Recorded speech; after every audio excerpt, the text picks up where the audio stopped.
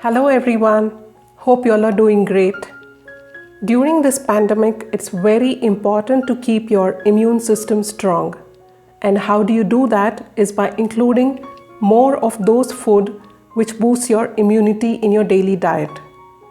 In this video, I have one such immunity booster, Rasam. Rasam has other health benefits as well.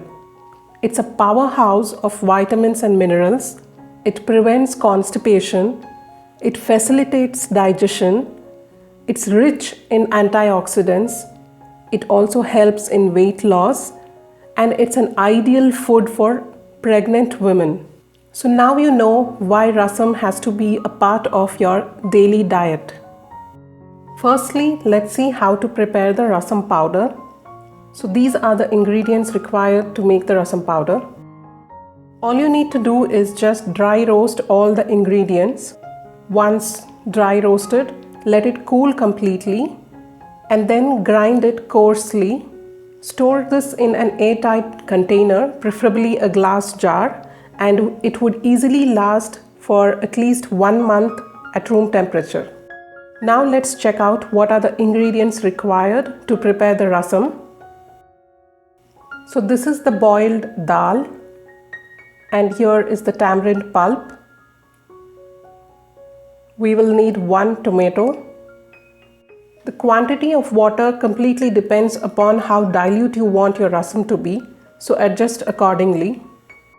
Here I am roughly chopping the tomato and then add it into a blender, and in goes the boiled dal, and let's add in about half a cup of water. Now blend all this well and add this into the vessel in which you have taken water. Now let's add the tamarind pulp, and here I've taken some garlic cloves and coriander stalk. I've pounded it well, and let's add this into the vessel. Now place the vessel on the stove, stir and simmer it. Now add in turmeric powder and then salt as per taste.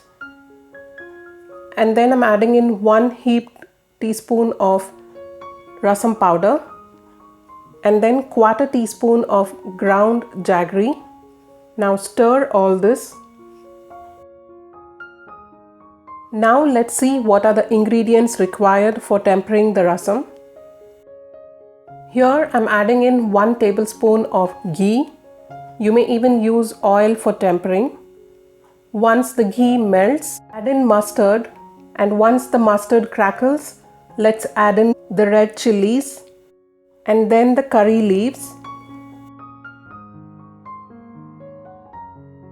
Now add this into the rasam. Please note, the rasam should never boil. It should just become frothy like how you see here in this video. Cover it to seal the aroma.